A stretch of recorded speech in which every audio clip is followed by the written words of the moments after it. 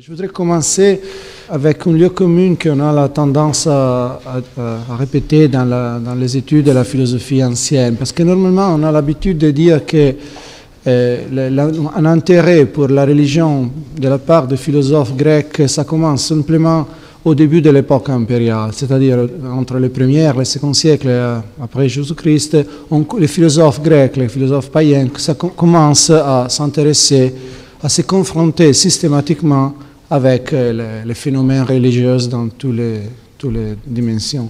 Ça, ce n'est pas correct parce que déjà à l'époque hellénistique, on peut voir qu'il y avait une confrontation systématique entre philosophie et théologie, c'est-à-dire chez les stoïciens. Ça, c'est un point très important qu'il ne faut pas oublier. Là, c'est le point de départ de cette histoire de la confrontation entre philosophie, théologie, dimension religion, tradition religieuse.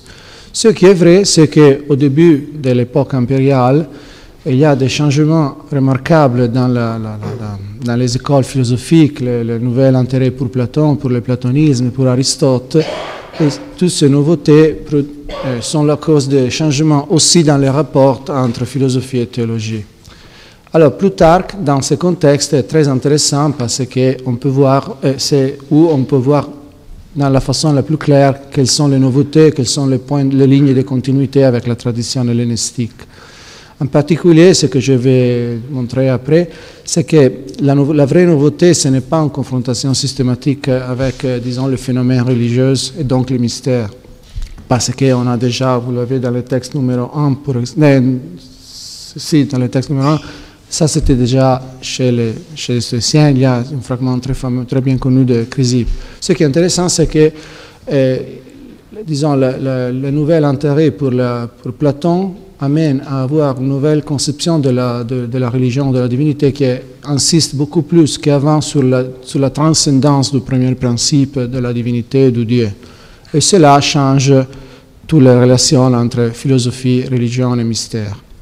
Et Plutarque, à ce propos, est très utile, très intéressant, parce que c'est où on peut, pour la première fois, voir toutes les conséquences de ce changement. Plutarque, il est intéressant parce qu'il y a, parmi ceux qui s'occupent de Plutarque, il y a toujours un débat sur la position de Plutarque par rapport à la religion d'un côté et la philosophie de l'autre côté, parce qu'il était un prêtre, un sacerdote, je ne sais pas comment dire en français. On connaît l'intérêt de Plutarque pour tous les phénomènes religieux de la tradition grecque, et pas seulement de la tradition grecque. Et de l'autre côté, il y a la position de Plutarque comme philosophe, comme héritier de la tradition platonicienne. Et donc, entre les savants, il y a une discussion très intéressante sur comment faire pour tenir ensemble les deux dimensions.